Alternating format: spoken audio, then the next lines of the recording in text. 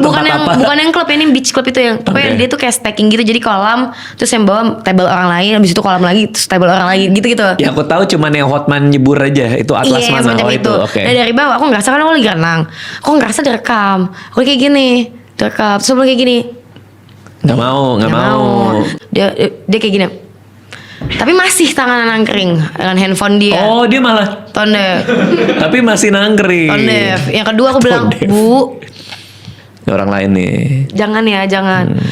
Aku udah sabar nih kak. Itu udah sekitar 30 menit aku udah kayak gini. Terus akhirnya aku menjauh kan. Tapi kayak ngapain gue menjauh, suka-suka gue lah, gue di mana? Iya bener. Kok jadi gue yang kalah? Kok jadi enggak, kan aku udah menegur gitu loh. Iya, kayak iya. gue menegur dengan sangat baik-baik. Dan DJ-nya di atas kan ada DJ ya, Wah, sama kembang api di sono. Oke. Jangan ke arah gue, ini nggak arah belakang, karena kan dia di depan aku. Iya. Ke sono nggak arahnya tuh kamera. Lalu? Dia masih tetap tidak peduli, masih 45 menit. Jadi aku kan merasa terganggu, aku sama abang aku. Iya. Merasa Kebayang. gak nyaman gitu loh. Kebayang. Kayak gini kak, aku juga bingung untuk kenapa baterai gak habis-habis. Karena kayak gini nangkring, bukan yang kayak taro gini, enggak, dia gini terus. Entah itu lagi live atau apa, gue gak paham deh.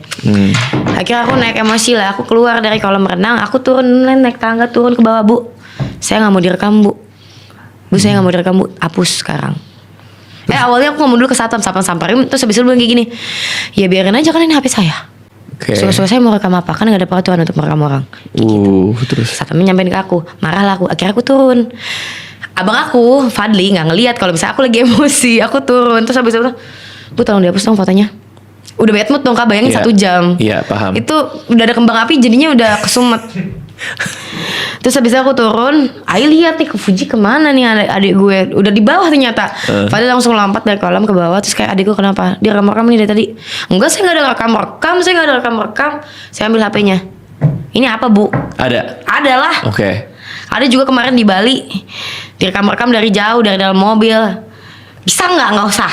Bentar itu belum kelar tuh yang sih. Enggak, yang di atas tuh ujung-ujungnya akhirnya dipisahin sama Satpam 3. Oh, belum terjadi ribut Satpam tuh. 3. Karena abang aku jadinya mau kesel. Tapi biasanya kalau Karena orangnya ngeselin. Jadi dia di mejanya mungkin ada orang yang cowok-cowok, bukan cowok-cowok sih, kayak ibu-ibu nih, kayak bapak-bapak. Nggak ngerti, bukan bapak-bapak banget, bukan ibu-ibu banget sih. Oke. Tapi kayak gini, ya kan HP kita, ya terus kenapa? Emang kenapa kalau direkam? Emang mau lapor apa kalau gitu? Semua orang butuh privacy gitu loh. Bahkan kalau di luar negeri tuh nggak boleh loh ngerekam. Iya. Orang diem-diem harus disensor loh. Iya paham. Maksudnya mungkin gak ada peraturan ya, tapi kan secara etika lah. Maksudnya kayak lu kan pengen have fun, gue juga pengen have fun. Ya udahlah, kita sama-sama senang-senang aja lah di sini. Dan kan nggak gitu. dari awal gue langsung Bu hapus Bu. Dari awal kayak Bu maaf ya. Iya, masih maaf baik-baik. Ya. Berkali-kali kak.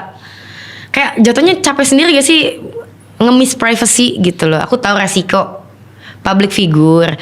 Tapi kalau misalnya aku sudah tegur, kayaknya saling ngertiin lah. Kamu bisa dengan bebas ke tempat umum tapi tanpa harus merasa terganggu.